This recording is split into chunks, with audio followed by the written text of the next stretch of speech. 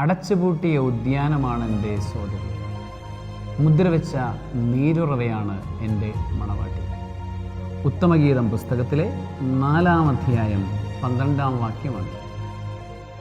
രാജാവായ മണവാളൻ മണവാട്ടിയോട് പറയുന്ന വചനം.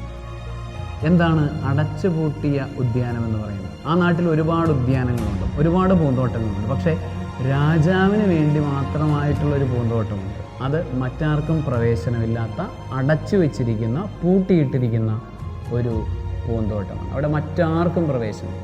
അതുപോലെ തന്നെയാണ് ആ നാട്ടിൽ ഒരുപാട് നീരുറവകൾ, ഫൗണ്ടൻസ് ഒരുപാടുണ്ട്. പക്ഷേ രാജാവിന് വേണ്ടി ഒരു പ്രത്യേക സ്ഥലത്ത് ഒരു പ്രത്യേക നീരുറവയുണ്ട്. അവിടെ പോയി രാജാവിരിക്കും.